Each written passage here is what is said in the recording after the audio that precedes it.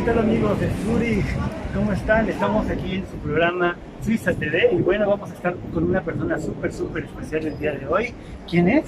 Sí, así es para todos ustedes. Hoy se encuentra con nosotros Lucas Avendaño, activista, artista, defensor de los derechos humanos y vamos a conversar con él mientras hacemos un recorrido por... Pues vamos a comenzar aquí en Central y de aquí de Central a ver hasta dónde terminamos la entrevista. Vamos a esperar a que llegue. ¿Te parece? Lucas, Alexis, bienvenido. hola, buenas tardes, gracias por venir, gracias por la invitación. Gracias Qué a gusto ti verte. por compartir con nosotros y así es para todos los que nos están viendo desde Suiza TV. Hoy vamos a tener una entrevista muy linda con Lucas Avendaño. Vamos a hacer un recorrido en el tranvía y vamos a conversar con él. Bueno, y comenzamos la entrevista el día de hoy con Lucas Avendaño y nos vamos a trepar al tram. Ahí viene. Hasta ahora. Bueno, y aquí estamos con Lucas Avendaño. Lucas Avendaño es artista, art performance, activista, defensor de los derechos humanos y se encuentra acá en Zurich. Hoy tenemos el gusto y el agrado de hacer este hermoso paseo por la ciudad de Zurich hablando con Lucas Avendaño. Lucas, bienvenido. Muchas gracias, Alexis, muchas gracias por la invitación y bueno, por dar toda la disposición para llevar a nuestros espectadores de Zurich TV a un viaje por su ciudad. Y bueno, para los que nos visitan o los que nos ven desde el otro lado del charco, como decimos los mexicanos, pues también es la oportunidad de mostrar esta ciudad mientras conversamos, mientras platicamos de temas importantes y creo que sustanciales para los latinoamericanos y específicamente para los mexicanos. Bruno, por favor, ¿podrías ponernos en contexto de la situación actual que vive México? Bueno, una de las razones por la que yo estoy en Suiza es precisamente para hablar un poco, o dar a conocer y compartir esta información que vivimos en México, específicamente a partir de una experiencia muy personal, familiar, como ha sido el caso de la desaparición forzada de mi hermano Bruno Alonso Avendaño, desaparecido el 10 de mayo del 2018.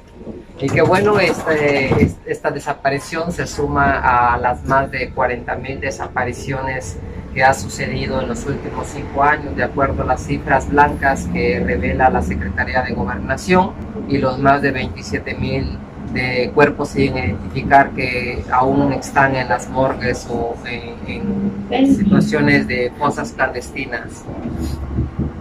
Lucas, la situación actual, estamos hablando de más de 40,000 desaparecidos.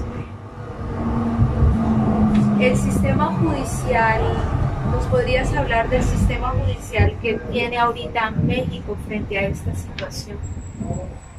Desde la experiencia que desde esta mala experiencia que nosotros nos ha tocado vivir y que hemos tenido que venir aprendiendo a la mala. Lucas, ¿podrías por favor hablarnos quién es Bruno Alonso Avendaño? De manera muy sintética podría decir que Bruno Alonso Avendaño es el sexto de 6 hijos que procrearon mi madre Felipa Martínez y mi padre Lucas Avendaño, pero también podría decir que es el hermano menor que fue desaparecido el 10 de mayo del 2018 en Tehuantepec, Oaxaca. Pero yo creo que Bruno, como ha tenido la mala experiencia de ser desaparecido, como estos 40,000 casos de desapariciones que hay en México, puedo decir que Bruno es un ciudadano mexicano que tiene derecho a la libertad, que tiene derecho a la vida, que tiene derecho al patrimonio, que tiene derecho al usufructo de los derechos constitucionales y los derechos humanos como todas y todos los mexicanos. Es decir, yo creo que es por ese lado por el que podemos visualizar quién es Bruno, porque la suerte que ha corrido Bruno tras de ser un desaparecido es la misma suerte la misma mala suerte que han sumado más de 40,000 desapariciones en México y que bueno, hasta la fecha sigue sucediendo, ¿no? Sería bueno imaginar que ya no está sucediendo en México, pero aunque no se dice, yo podría decir incluso que México vive una situación de crisis humanitaria, porque no es posible que en menos de 5 años se contabilicen más de 40.000 desapariciones y más de 37.000 cuerpos sin identificar. Lucas, ¿crees que ha habido un cambio con el nuevo gobierno de Andrés? En la medida en que nosotros, por esta mala experiencia de tener un familiar desaparecido, consideramos y que nos hace tener como la posibilidad de ser como un observador ciudadano, al menos desde esta experiencia nosotros no ha cambiado. Es decir, el mismo trato que hemos recibido por parte de los funcionarios de la visita de la Fiscalía Regional de Tehuantepec en el 2018, el mismo trato que recibimos por parte de la Unidad Especializada de Desaparición Forzada de la Fiscalía General del Estado de Oaxaca, no ha cambiado mucho con relación al trato que estamos recibiendo actualmente con la Fiscalía General de la República, en el hecho de que siguen sin aplicarse el protocolo homologado para la búsqueda de personas desaparecidas y de desaparición forzada, sigue sin hacerse de facto el derecho a la ley de personas desaparecidas y desaparición forzada, y la Comisión Nacional de Búsqueda sigue sin realizar hasta el día de hoy una búsqueda exhaustiva, profesional y que lleve a encontrar a Bruno, como ha sucedido en muchos casos de otras personas desaparecidas. Bueno, y seguimos desde Zúrich para Suiza TV conversando con Lucas Avendaño. Lucas, por favor, cuéntanos un poquito más de ti. ¿Qué haces por Zúrich? ¿Qué te trae en este momento a Europa, al otro lado del charco? Bueno, es el tercer año consecutivo que tengo la oportunidad de visitar Suiza. La primera ocasión fue en el 2017, cuando fui invitado por el Festival de Teatro Espectáculo aquí en Zúrich, y bueno, obtuve el galardón de ser premiado por el reconocimiento del público, y eso me llevó a que en el 2018 me fuera invitado al Festival de Teatro en Basel.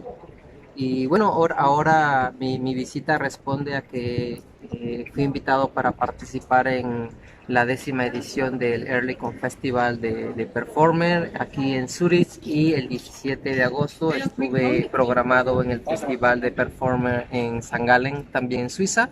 Y bueno, esa es la razón principal por la que yo he visitado Suiza. Y bueno, de ahí que ahora pues también es una posibilidad de platicar un poco y de la situación que actualmente se vive. Lucas, ¿qué pasa con las personas que no pueden visualizar la lucha de sus seres desaparecidos?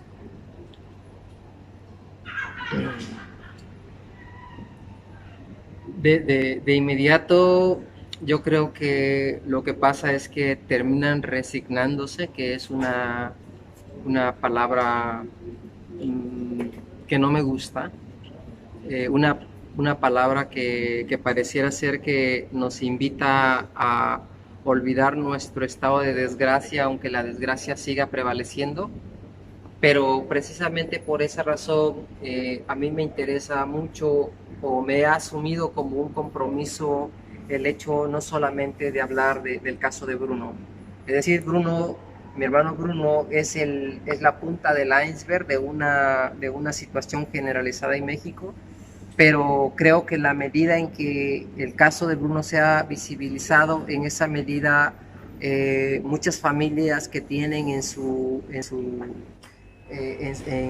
seno la ausencia de una desaparición puedan también ser nombradas, puedan también ser enunciadas, porque en este andar de encontrarme con otras familias que tienen casos de desaparición, también me doy cuenta que muchas familias no tienen la posibilidad de visibilizar el caso de la desaparición de sus familiares, y sobre todo porque implica un desgaste económico, implica un desgaste de litigio. Es decir, nosotros actualmente, pese al al pesar emocional que conlleva tener un familiar desaparecido, hay un desgaste por el litigio que llevamos con la Fiscalía al no hacer el trabajo que por obligación les compete.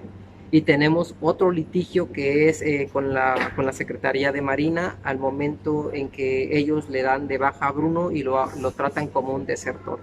Es decir, considero que hay tres frentes y bueno, más el reclamo y exigencia que tenemos en contra de la Comisión Nacional de Derechos Humanos, que hasta el momento no se ha manifestado ni ha emitido ningún dictamen, pese a que constantemente he venido denunciando violación de los derechos humanos en cada uno de los niveles de los funcionarios de la Fiscalía en su momento, la Fiscalía Regional de Tehuantepec, la Fiscalía Estatal del Estado de Oaxaca y ahora la Fiscalía General de la República. Entonces considero que en la medida en que podamos visibilizar los desaparecidos es en la medida en que tengo esperanza de que muchas otras familias puedan encontrarse como en un acompañamiento constante porque si se logra esclarecer la desaparición de Bruno, seguramente cabrá la esperanza de que muchas otras familias podrán esclarecer también la desaparición de sus familiares o encontrarlos.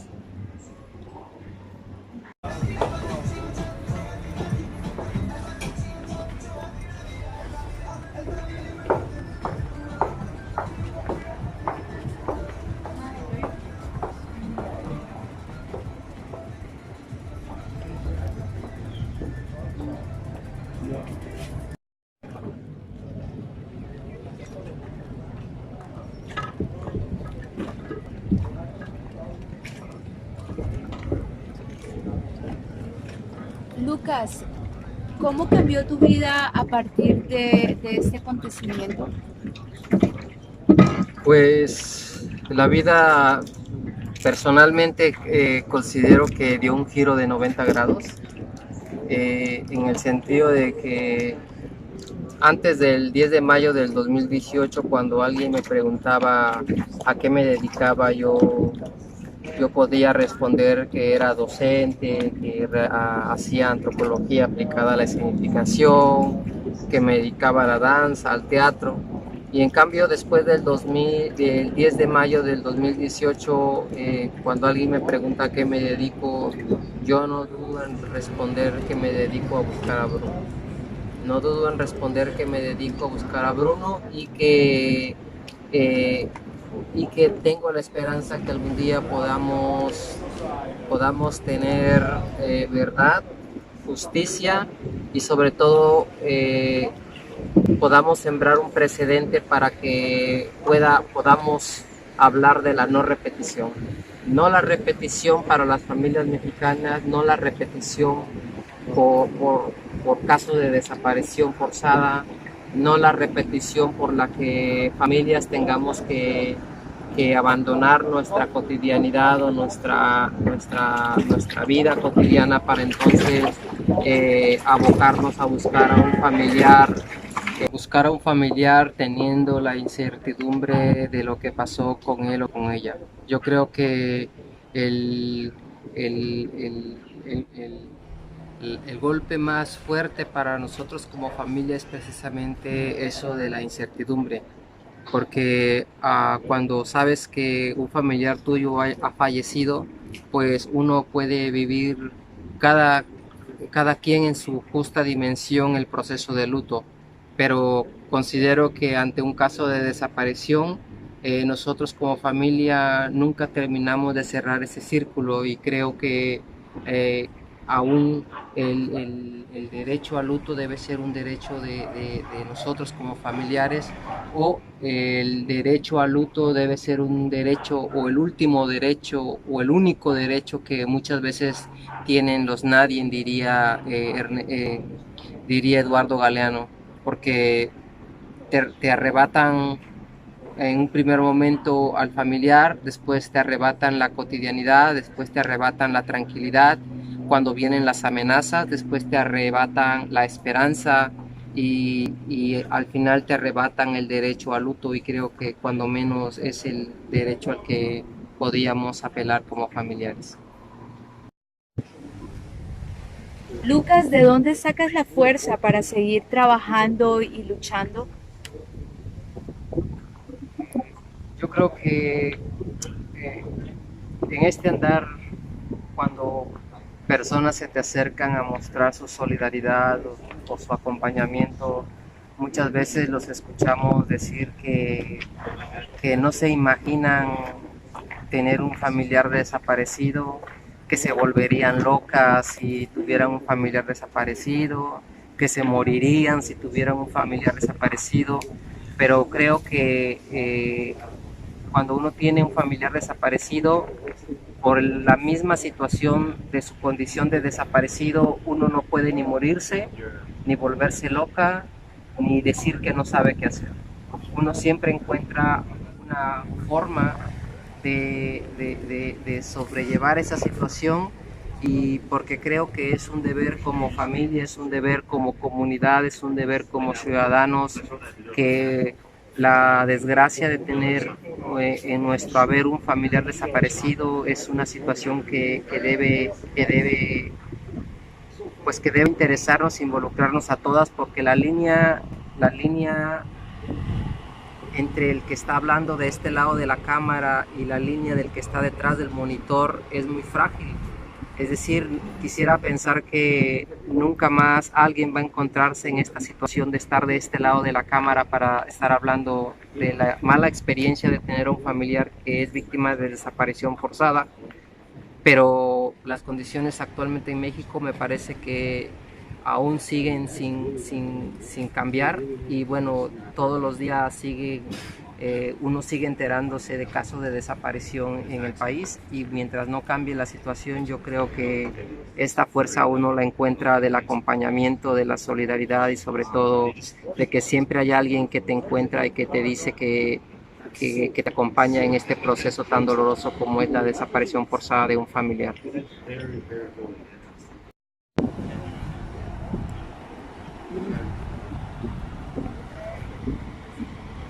Lucas, ya para finalizar, ¿cuál es el mensaje que quieres compartir?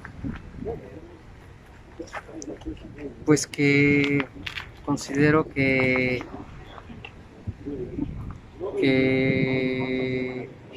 ninguna familia debería de resignarse a no tener una respuesta por parte de los funcionarios que están obligados a dar una explicación qué pasó con sus familiares.